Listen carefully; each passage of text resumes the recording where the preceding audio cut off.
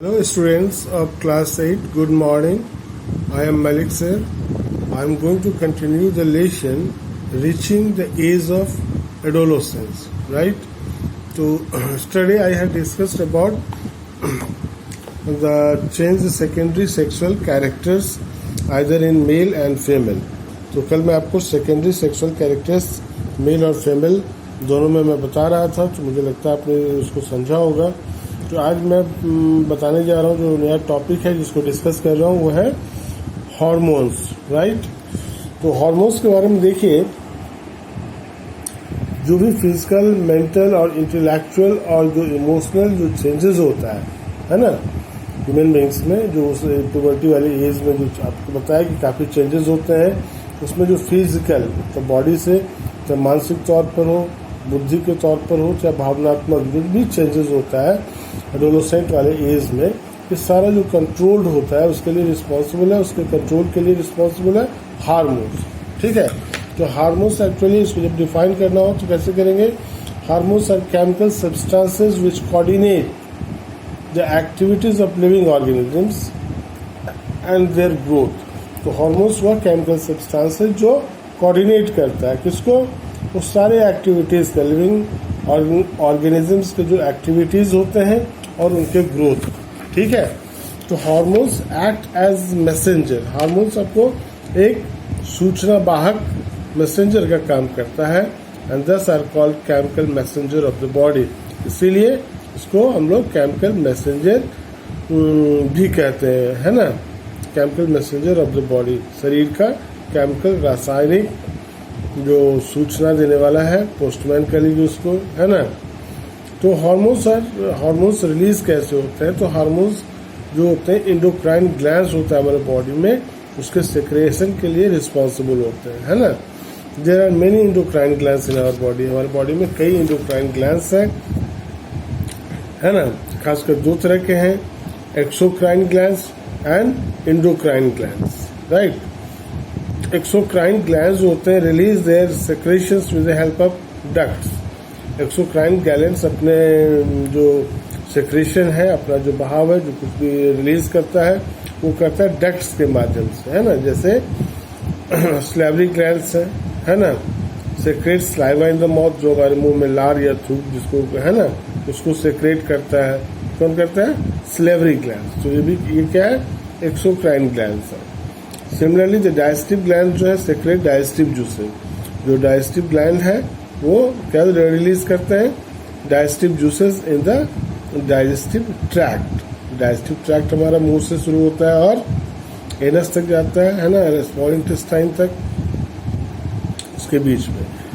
और दूसरी तरफ जो एंडोक्राइन ग्लैंड्स है, do not have ducts to release their secretion. तो एंडोक्राइन ग्लैंड में डक्ट्स नहीं होते हैं सेक्रेशन को रिलीज करने के लिए, वेयर दे आर नीडेड, जहाँ पर भी उसकी जरूरत होती है। इसीलिए उसको डक्टलेस ग्लैंड भी कहते हैं, एंडोक्राइन ग्लैंड को। They release hormones directly into the blood stream. ये जो अपना हार्मोन्स है सीधे ब्लड स्ट्रीम में डालता है ना।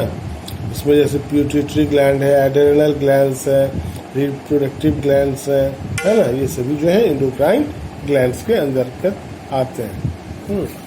अब देखिए, देख रहे हैं यहाँ पर फिगर में सबका वो दिया हुआ है। पिट्यूटरी ग्लैंड देख रहे हैं कहाँ पर हो रहा है, थायराइड ग्लैंड गला में, एड्रेनल ग्लैंड सबको इधर, और पेनक्रियाज है, ओवरीज है, टेस्टिस है ना। अब देखिए, endocrine glands release hormones directly into the blood stream. अभी बताया आपको, एंडोक्राइन ग्लैंड अपना जो सेक्रेशन है सीधे ब्लड स्ट्रीम में, सीधे ब्लड में डालता है। Hormones are chemical messengers that carry information and instructions. Hormones chemical messenger का काम करता है, इसका काम है इंफॉर्मेशन और इंस्ट्रक्शन को एक जगह से दूसरी जगह पहुंचाना। और ये क्या करता है? Hormones are transported. ये हार्मोन्स कैसे ट्रांसपोर्ट होते हैं, एक जगह से दूसरी जगह जाते हैं? ब्लड सर्कुलेशन के द्वारा, उसकी ब्लड में ही छोड़ा जाता है उसको। Hormone reaches a specific body part. एक जो हार्मोन है एक खास बॉडी पार्ट तक पहुंचता है, जैसे ऑर्गन है, टिश्यू है, सेल है, जहाँ पर भी where the message to be send, जहाँ पर भी मैसेज उसको पहुँचता है। तो such body part is called the target. जहाँ पे उसको पहुँचना रहता है उसको टारगेट कहते हैं, टारगेट साइट। और the target site response to the hormone, और वो टारगेट साइट जो है वो आपको हार्मोन के प्रति अपना रिस्पॉन्स, अपना रिएक्शन शो करता है ना। रोल ऑफ हार्मोन्स देखिए इन इनिशिएटिंग रिप्रोडक्टिव फंक्शन में हार्मोन्स अपना रोल कैसे प्ले करता है।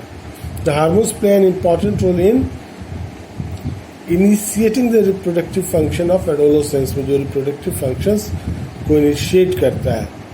इन अदर वर्ड्स आप कह सकते हैं the onset of puberty is controlled by hormones. Puberty का जो ऑनसेट है, प्यूबर्टी जब स्टार्ट होता है उस समय जो चेंजेस होते हैं ये सारा कंट्रोल हार्मोन्स के द्वारा होता है। Testis produce male sex hormone, पहले भी आपने पढ़ा है। टेस्टिस जो होता है मेल सेक्स हार्मोन्स को प्रोड्यूस करता है जिसका नाम है टेस्टोस्टेरॉन, ठीक है।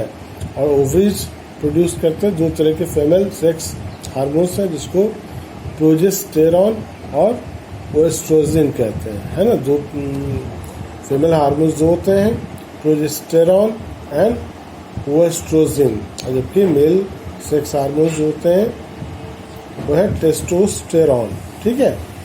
These sex hormones are under the control of hormones secreted by the pituitary gland. ये सेक्स हार्मोन्स जो हैं ये कंट्रोल होते हैं किसके द्वारा?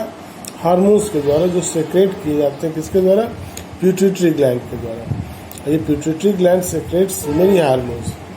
पिट्यूटरी ग्लैंड जो है आपको कई हार्मोन्स रिलीज करते हैं, one of which is called luteinizing hormone, है ना, LH, ल्यूटिनाइजिंग हार्मोन, जिसका काम है stimulates testis and ovaries.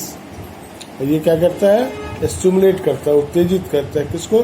Testis को या फिर ओवरीज को, टू रिलीज टेस्टोस्टेरोन, मतलब मेल में टेस्टोस्टेरोन रिलीज करने के लिए पिट्यूटरी ग्लैंड जो ल्यूटिनाइजिंग हार्मोन रिलीज करता है उसका काम है टेस्टिस या ओवरीज को स्टिमुलेट करना, ताकि टेस्टिस आपको टेस्टोस्टेरोन नाम का जो हार्मोन है वो रिलीज करे और वो एस्ट्रोजन इन फीमेल में वो रिलीज करे, है ना।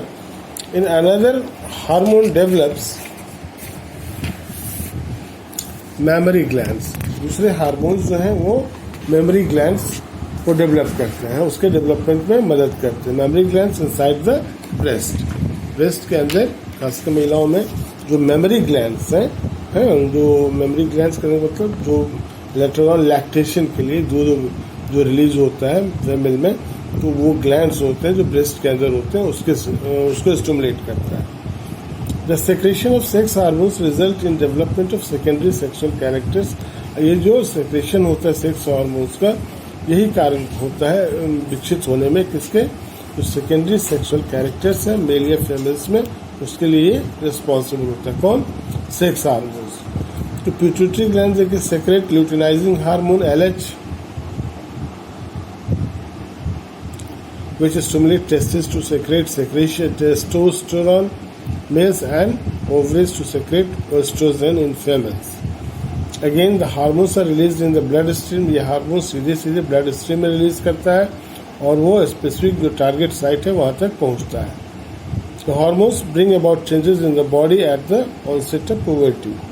और जो hormones bring about changes, puberty के समय जो भी चेंजेस होते हैं ये सारा इसी के कारण से होता है ना। अब देखते देखिए reproductive phase of life in humans. Adolescents become capable of reproduction when the boys in the testis in the boys and producing sperms and ovaries। जैसे ही एडोलेसेंट वाले एज में जो चेंजेस होते रहते हैं, जैसे ही एडोलेसेंट में ये क्षमता आती है कि उसकी टेस्टिस जो है स्पर्म को, जो मेल सेक्स गैमेट है, उसको प्रोड्यूस करना स्टार्ट करता है, या गर्ल्स में ओवा या एग्स प्रोड्यूस होना स्टार्ट होता है। इसका मतलब है adolescent now become capable of producing, take part in the they are capable for reproduction, ठीक है। In women the reproductive phase begins at puberty. Women में खासकर जो रिप्रोडक्टिव फेज होता है ये शुरू होता है आपको पुबर्टी में, जो इसका ये है शुरू कब होता है? 10 से 12 साल की उम्र में, और generally last till the age of approximately 45 to 50 years. और ये क्रम उसमें आपको 45 to 50 ईयर्स तक रहता है। इसके बाद उसमें जो रिप्रोडक्टिव जो कैपेबिलिटीज़ है वो ख़त्म हो जाती है वुमेन में, है ना। In our country the legal age of marriage of 18 years for girls and 21 years for boys, है ना। हमारे देश में लड़कियों के लिए 18 साल और बॉयज़ के लिए 21 साल मैरिज का उम्र रखा गया है। The girls younger than 18 years of age are not prepared physically and mentally. ऐसा क्यों होता है? ऐसा माना गया ऑब्जर्वेशन एक्सपेरिमेंट बहुत सारा डाटा के आधार पर कि जो 18 ईयर्स से कम उम्र की जो लड़कियां होती हैं वो फिजिकली मतलब शारीरिक तौर पर, मानसिक तौर पर मदरहुड के लिए तैयार नहीं होती हैं। हालांकि उनमें रिप्रोडक्टिव क्वालिटी डेवलप हो चुकी होती है, फिर भी उनका जो फिजिकल, उसके साथ साथ और भी कुछ ज़रूरी है, फिजिकल और मेंटल जो स्टेट है उनका, वो मदरहुड के लिए तैयार नहीं होता है। तो early marriage and motherhood cause health problems. अगर ये काम अर्ली अगर मैरिज होता है बच्चों का, या मदरहुड या अर्ली उम्र में माँ बन जाती है लड़कियाँ, इससे क्या होता है, हेल्थ प्रॉब्लम होता है मदर को भी और बच्चों को भी। इसीलिए ये स्ट्रिक्टली फॉलो किया जाता है। जो 18 और 21 ईयर्स का जो एज रखा गया है शादी के लिए, है ना। अब देखिए, the capacity of producing gametes last for a much longer time in means. आपने देखा वुमेन में ये जो एग का जो प्रोडक्शन है या उनका जो रिप्रोडक्टिव कैपेबिलिटीज़ है, क्षमता है, वो 45 ईयर्स से 50 साल तक जाके ख़त्म हो जाता है। बट मेल में ये थोड़ा लंबे समय तक रहता है देन फीमेल, है ना।